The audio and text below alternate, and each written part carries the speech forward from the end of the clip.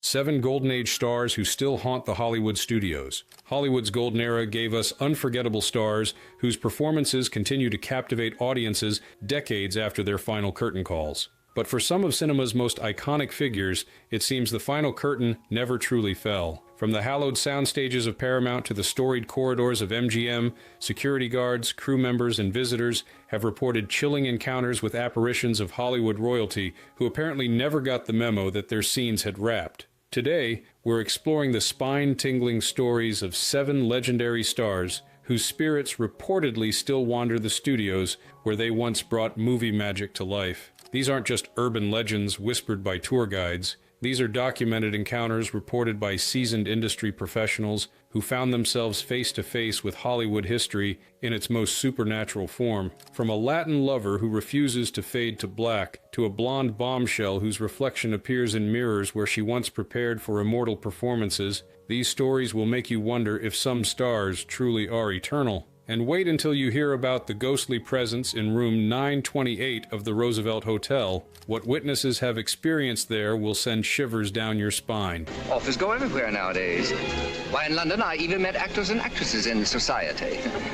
7. Clifton Webb, the ghostly perfectionist. Clifton Webb was never your typical Hollywood star. With his impeccable diction, patrician bearing, and razor-sharp wit, he crafted unforgettable performances in classics like Laura, The Razor's Edge, and Sitting Pretty. His portrayal of the acid-tongued columnist Waldo Lydecker in Laura earned him an Academy Award nomination and cemented his reputation as cinema's premier sophisticated snob. In life, Webb was known for his exacting standards and diva-like behavior on set. A perfectionist to his core, he insisted on precision in everything from lighting to costume details. As actress Anne Baxter once remarked, Clifton didn't suffer fools, or anyone else for that matter, but his perfectionism produced perfection on screen. It seems that Webb's dedication to cinematic excellence has extended well beyond the grave. Since his death in 1966, the former 20th Century Fox studios, now part of the Walt Disney Studios, have been plagued by unexplainable occurrences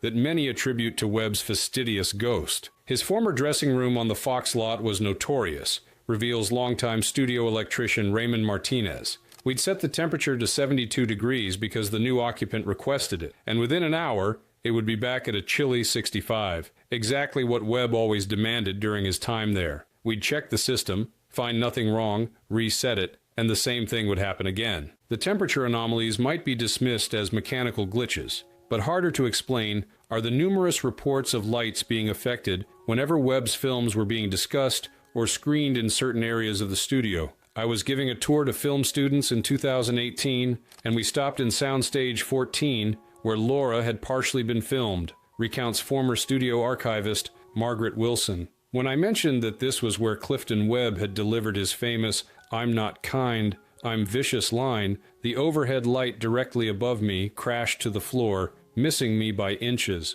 There was nothing wrong with the fixture. It had just been inspected the week before. Most unsettling are the encounters reported by custodial staff working night shifts. Multiple janitors have reported seeing a tall, slender man in 1940s attire standing in the doorway of Webb's former dressing room, watching them work with a critical expression before vanishing when directly addressed. He doesn't say anything. He just watches you with this look that makes you feel like you've missed a spot, describes night custodian James Dominguez. The first time I saw him, I thought he was an actor dressed for a period piece. I said, "Sorry, sir, I'll come back later," and he just dissolved. That's the only word for it. He didn't walk away, he dissolved into the air. What makes Webb's haunting particularly interesting to paranormal researchers is how perfectly it aligns with his living personality. Unlike some Hollywood hauntings that seem random or tragic, Webb's ghost appears to be continuing the behavior that defined his life, maintaining exacting standards and observing others with critical intensity. Diva behavior doesn't die,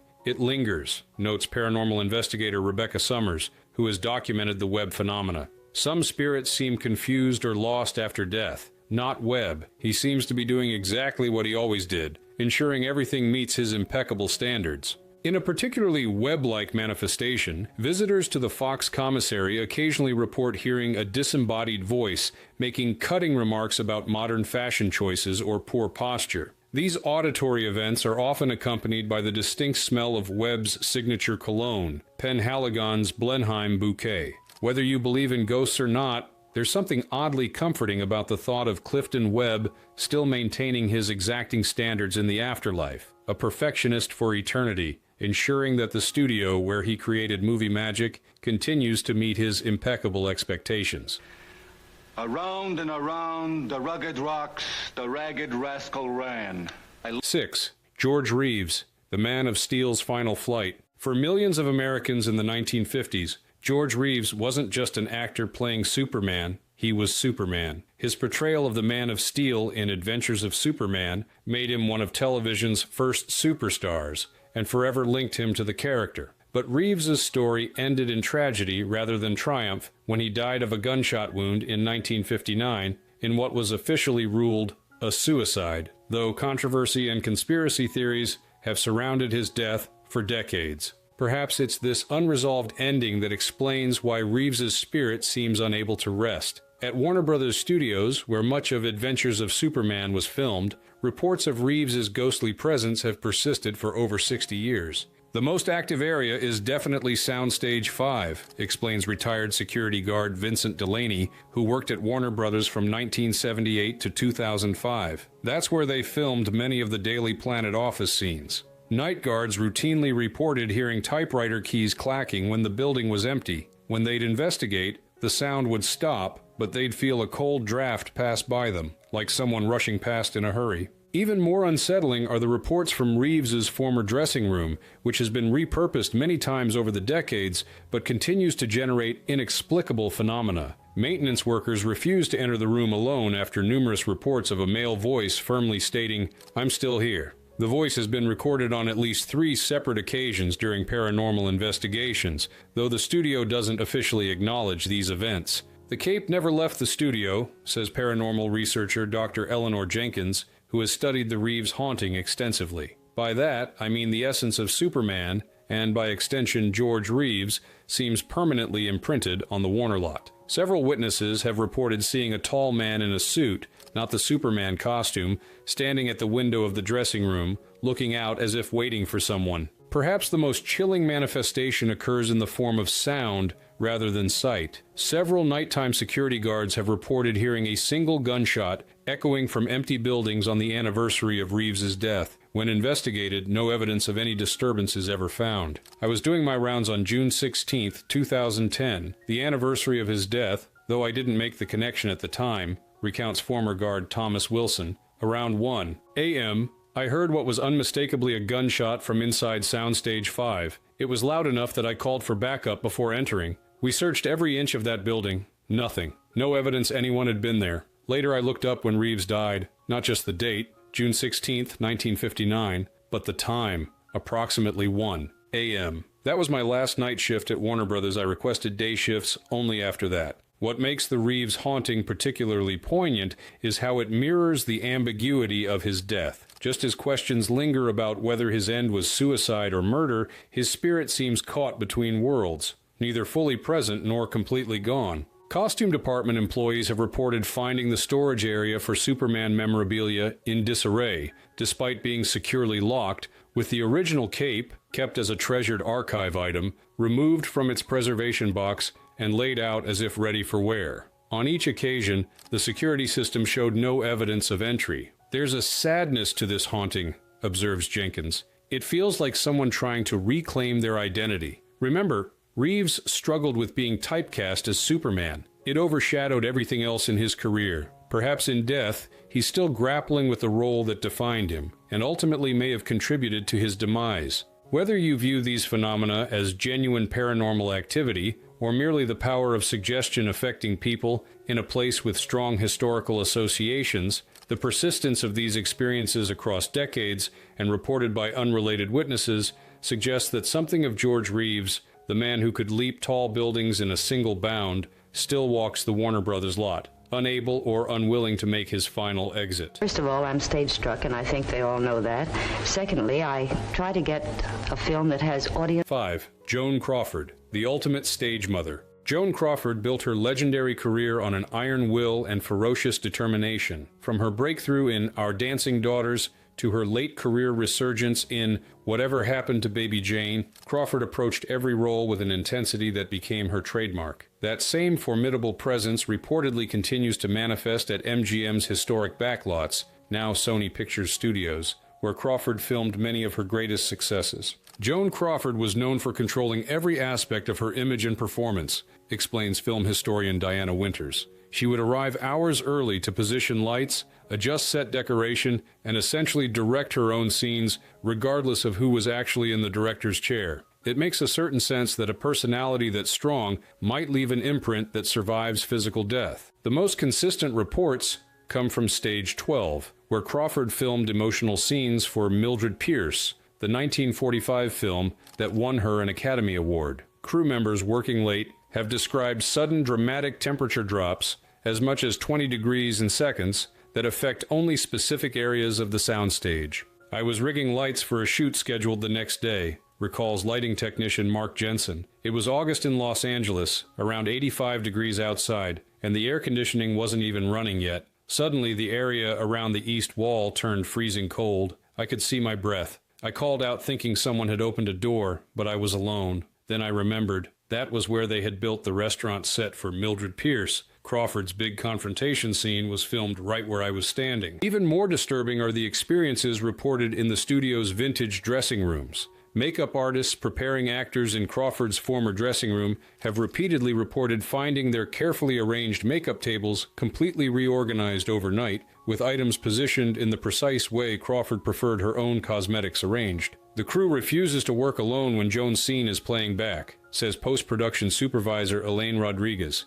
In 2019, we were reviewing footage in the editing bay that included clips from Grand Hotel for a documentary. The original Crawford footage was playing when all 6 screens went black simultaneously. When they came back on seconds later, each screen showed the same still frame, a close-up of Crawford's eyes from the film. Our editor hadn't selected that frame. The system had somehow located it independently across multiple digital files. The tech team never found an explanation. Perhaps the most unsettling manifestation centers around a soundstage nursery set where Crawford filmed a particularly emotional scene for The Women in 1939. Night security guards have reported hearing a woman's voice repeatedly calling, "Christina," the name of Crawford's adopted daughter, made famous in the tell-all memoir and film, Mommy Dearest. When investigated, the voice stops, but witnesses describe feeling an overwhelming sense of anger and frustration in the empty room. There's a theory in paranormal research that extreme emotions can imprint themselves on physical locations,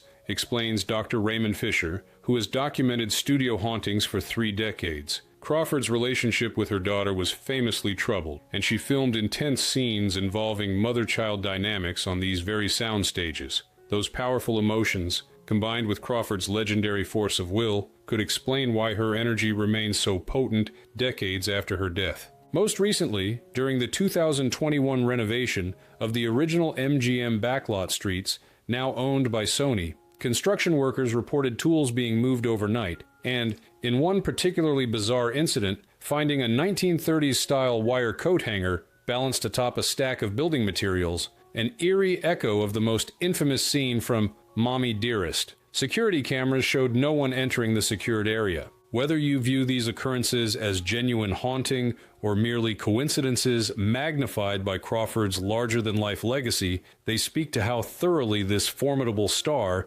stamped her presence on Hollywood. As one studio tour guide quips to visitors, Joan Crawford always demanded the spotlight in life. Why would death be any different? The head of the studio sees it. He jumps up and shouts, "That face!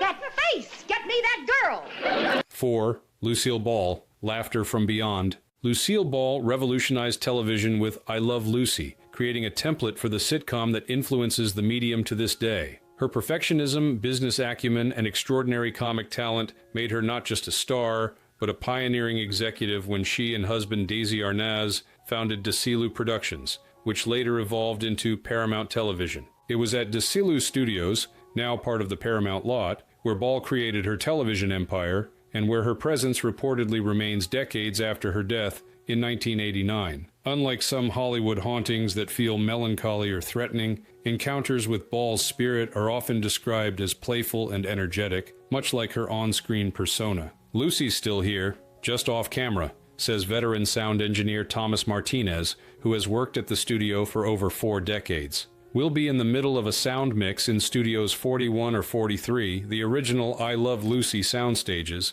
and suddenly hear female laughter. Not from speakers or any equipment, but like someone is standing right behind you, enjoying a private joke. It's happened to me at least 7 times since the 1990s. This phantom laughter is the most commonly reported manifestation, often described as starting as a chuckle and building to Ball's distinctive full-throated laugh. What makes these experiences particularly striking is their tendency to occur during moments of tension or stress on set, almost as if Ball's spirit is trying to lighten the mood during difficult production moments. We were having a nightmare day in 2018, recalls television director Sarah Johnson. Equipment failures, actor conflicts, running behind schedule, a producer's worst nightmare. I was alone in the control booth, taking a moment to collect myself when I distinctly heard a woman's voice say, "The show must go on, kid." There was nobody there. Later, when I described it to a studio veteran, he said, "That's just Lucy. She shows up when things get rough." More tangible manifestations include unexplained technical phenomena that seem to carry Ball's comedic fingerprints, lights that suddenly illuminate empty sets, cameras that pan with no operator, and in one widely witnessed incident in 2015, an entire episode of I Love Lucy playing on a monitor that wasn't connected to any source. One camera operator swore he saw her watching from the balcony during a sitcom taping in 2010, says studio tour guide Rebecca Wilson. He described a red-headed woman in 1950s clothing standing in the visitors' gallery, nodding appreciatively at a particularly well-executed comedy bit. When he pointed her out to a production assistant, there was nobody there, but several audience members had also noticed her. Particularly active areas include Ball's former office, where staff report computers turning on by themselves and playing clips from I Love Lucy episodes, and Stage 21, where unexplained cold spots often form in the exact area where the Ricardos' fictional New York apartment stood. What distinguishes Ball's haunting from others is its seemingly supportive nature.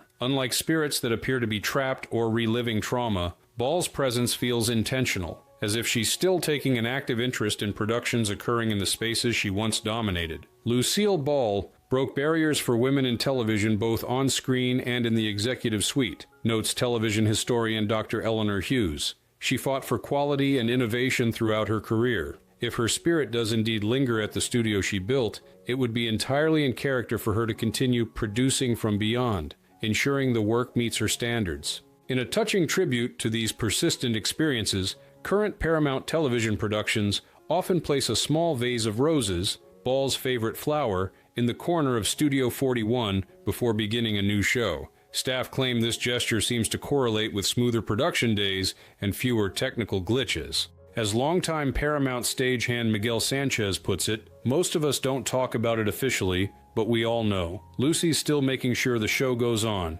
still finding ways to make us laugh, still part of the studio she built. Some stars fade after death. Lucy, she's still in prime time. No. Like that. 3. Montgomery Clift, the tortured method actor. Few Hollywood stars burned as intensely, or as briefly, as Montgomery Clift. With his sensitive performances in classics like From Here to Eternity, A Place in the Sun, and The Misfits, Clift brought a new psychological depth to American cinema. His method acting approach and haunted good looks made him an icon of his generation before personal demons and a disfiguring car accident sent his life and career into decline. Today, Clift's restless spirit is said to haunt multiple Hollywood locations, but none more famously than Room 928 of the Hollywood Roosevelt Hotel, where he stayed for 3 months in 1953 while filming From Here to Eternity. That room has more paranormal activity reports than any other space in the hotel, reveals former Roosevelt manager James Wilson. Guests report hearing a man reciting lines or pacing at 3 a.m. The phone rings with no one on the line. Personal items get rearranged. We've had multiple guests check out in the middle of the night, even though some don't realize the room's history when they book it. What makes Room 928 particularly active, according to paranormal researchers, is how intensely Clift lived while staying there. Known for his obsessive preparation, Clift would practice his trumpet playing for hours for his role as Private Prewitt and run lines throughout the night, frustrating other guests with noise complaints. His rehearsal tapes play without a machine, claims night manager Elizabeth Chen. At least 3 times during my tenure, security has been called to room 928 because guests in neighboring rooms reported hearing a man playing trumpet, followed by what sounds like old-fashioned audio recordings of dialogue from Here to Eternity. When we investigate, the room is empty or the occupants are asleep, with no audio devices playing. Even more unsettling are the visual manifestations. Multiple guests have reported seeing a slender man in 1950s clothing standing at the window, staring out at Hollywood with an expression of intense sadness. Others have awakened to the sight of a man sitting in the corner chair, watching them before fading away when directly addressed. I didn't know anything about Montgomery Clift or the room's history when I stayed there in 2019, says tourist Michael Brennan. Around 2 a.m., I got up for water and saw a man in the corner chair. I thought it was an intruder and turned on the light, but there was nobody there. The next morning, the front desk casually asked if I'd met Monty yet. When they explained, my blood ran cold. What I'd seen matched photos of Clift exactly. The haunting isn't confined to the Roosevelt. At the old MGM soundstages, now Sony Pictures Studios, where Clift filmed portions of From Here to Eternity, crew members report cold spots and unexplained emotional effects in certain areas. There's one corner of Soundstage 15 where people inexplicably start feeling overwhelming sadness, says set decorator Thomas Reynolds. Grown men who've never heard of Montgomery Clift suddenly find themselves on the verge of tears. When we researched it, we discovered it's the exact spot where they filmed the scene of Clift's character learning of his friend's death. It's like his emotional performance left an imprint that's still active 70 years later. Perhaps most dramatic are the occurrences at the Paramount lot, where sections of Place in the Sun were filmed. Security guards report seeing a man matching Clift's description, wandering the back lots late at night, appearing disoriented and distressed. When approached, the figure vanishes, often leaving behind the distinctive smell of the alcohol and painkillers that plagued the actor in his later years. What connects these various manifestations is their emotional intensity. Unlike some Hollywood hauntings that seem rote or repetitive, Clift's appearances carry the same psychological weight that characterized his pioneering performances. Montgomery Clift brought a new vulnerability and psychological realism to Hollywood acting, explains film historian Dr. Rebecca Martinez. He exposed his inner torment on screen in a way that was revolutionary for male performers of his era. If his spirit does indeed linger in these spaces, it makes a certain poetic sense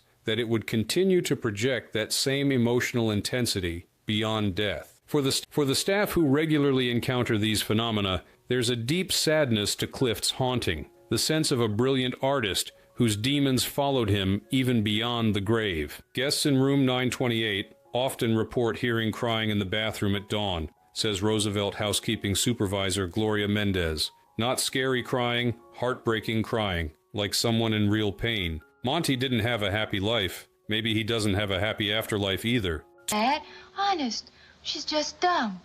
Always falling in love with some man just because... 2. Marilyn Monroe, the eternal bombshell. Marilyn Monroe's tragic death at age 36 in 1962 transformed her from movie star to eternal icon. Her complex legacy, the gap between her carefully crafted sex symbol image and the intelligent, troubled woman behind it, continues to fascinate new generations. Perhaps it's this unresolved duality that explains why Monroe's spirit reportedly remains one of Hollywood's most active and frequently encountered presences. The epicenter of Monroe's haunting is undoubtedly the 20th Century Fox Studios, now part of the Walt Disney Studios, where she filmed some of her most famous movies, including Gentlemen Prefer Blondes and The 7-Year Itch. It's in her former dressing room on the lot where the most consistent and unsettling manifestations occur. Workers claim her reflection appears in mirrors in her old dressing room, says longtime Fox employee Richard Martinez. It's always the same phenomenon.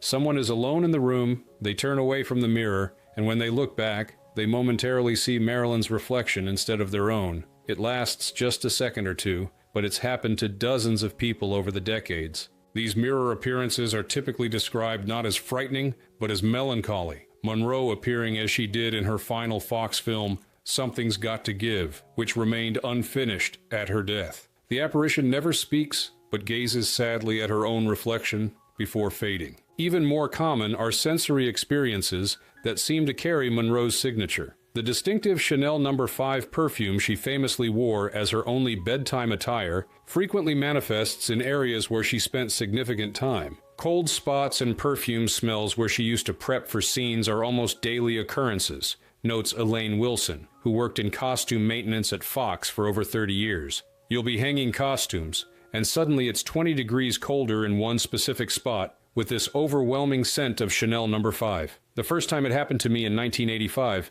I thought someone had broken a perfume bottle. But then older employees explained, that's just Marilyn saying hello. The haunting extends beyond Fox to other significant locations in Monroe's life. At the Hollywood Roosevelt Hotel, where a mirror from Monroe's former suite is now displayed in the lower level, guests frequently report seeing her blonde reflection when they pass by. The hotel has received so many reports that they no longer attempt to debunk them, instead incorporating the Monroe Mirror into their official tour. Perhaps most unsettling are the electrical phenomena that seem to accompany Monroe's presence. Light fixtures flicker, electronic equipment malfunctions, and in particularly active moments, bulbs have been known to explode in areas associated with the actress. The lights flicker when her name is spoken, claims Fox security guard Thomas Johnson. It sounds like superstition, but we've all experienced it. You can be giving a tour, mention Marilyn Monroe, and the lights in that specific area will dim or flicker. It's become such a common occurrence that tour guides now deliberately say her name to demonstrate the effect. It happens maybe 70% of the time, far too consistent to be coincidence.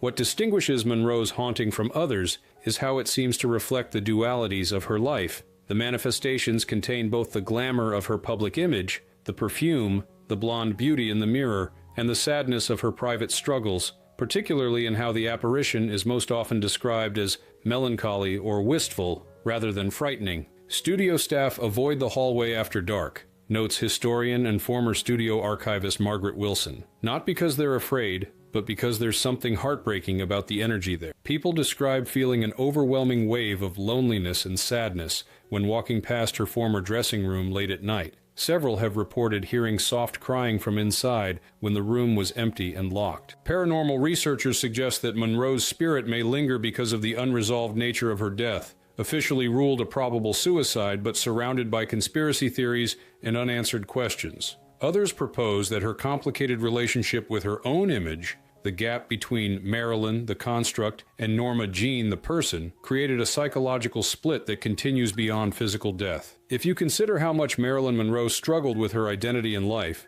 constantly torn between being herself and being Marilyn, it makes sense that her energy would remain conflicted and active after death, suggests paranormal psychologist Dr. Eleanor Hughes. The mirrors are particularly significant. They represent that division between the image and the reality that defined her existence. Whether viewed as genuine paranormal phenomena or the power of suggestion affecting people in spaces with strong emotional associations, the persistent reports of Monroe's presence speak to her enduring impact on our cultural imagination. 60 years after her death, Marilyn Monroe continues to captivate, perplex, and apparently, occasionally, make an appearance in the mirrors of Hollywood. 1. Rudolph Valentino, Hollywood's first great ghost. Long before modern celebrities complained about paparazzi intrusion, Rudolph Valentino experienced a level of fame that was unprecedented and ultimately unbearable. As cinema's first great male sex symbol, the Italian-born star of silent classics like The Sheik and Blood and Sand couldn't go anywhere without causing mass hysteria. When he died suddenly at age 31 in 1926 from complications of a perforated ulcer, his funeral caused riots as an estimated 100,000 mourners tried to view his body.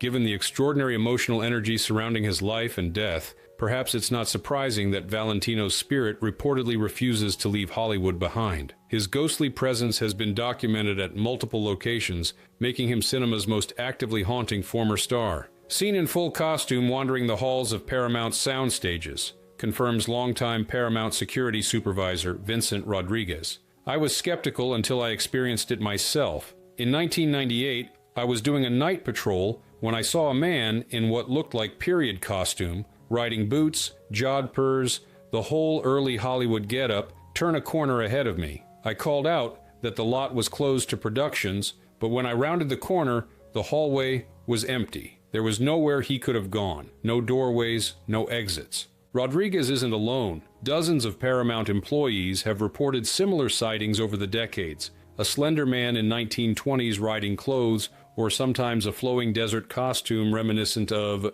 the Sheik, who appears solid enough to be mistaken for an actor in costume before vanishing around corners or through solid walls. Security guards report a man in a cape who vanishes around corners, says paranormal investigator Dr. Samuel Pierce, who has documented Valentino sightings for 3 decades. What's fascinating is the consistency of the descriptions from witnesses who often have no knowledge of what Valentino looked like. They describe his distinctive features, the sculpted face, intense eyes, and slicked back hair, in remarkable detail, matching contemporary accounts of his appearance. Valentino's haunting extends beyond Paramount to multiple significant locations from his life. His former home, Falcon Lair in Beverly Hills, has been a hotspot of paranormal activity since his death, with residents reporting the sound of footsteps on the stairs, doors opening and closing by themselves, and the distinct smell of Valentino's favorite jasmine cologne manifesting in sealed rooms. Most famously,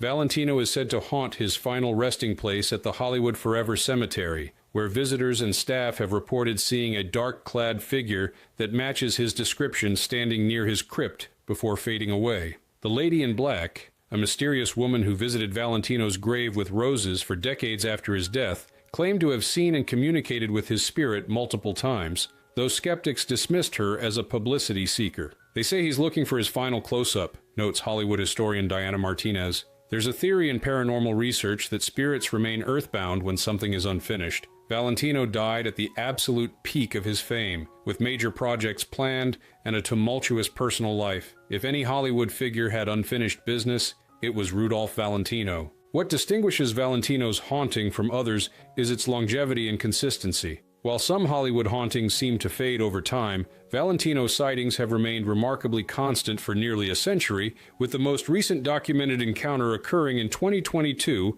when a maintenance worker at Paramount reported seeing a man in vintage riding clothes who disappeared through a solid wall. The most dramatic manifestation in recent years occurred during a private after-hours event at Hollywood Forever Cemetery in 2015. Multiple attendees reported seeing a dark-clad man standing near Valentino's crypt during a screening of The Sheik that had been organized as a tribute. Security footage later revealed a shadow-like figure moving near the crypt, though no physical person was present. Also haunts his former home and the Hollywood Forever Cemetery, confirms cemetery guide Thomas Wilson. We've had so many sightings that we've stopped being surprised. Visitors capture strange orbs and shadows in photographs near his crypt that can't be explained by conventional means. Electronic equipment often malfunctions specifically in that area. We had a documentary crew in 2018 whose cameras all failed simultaneously while filming a segment about him, only to start working perfectly again when they moved to a different location.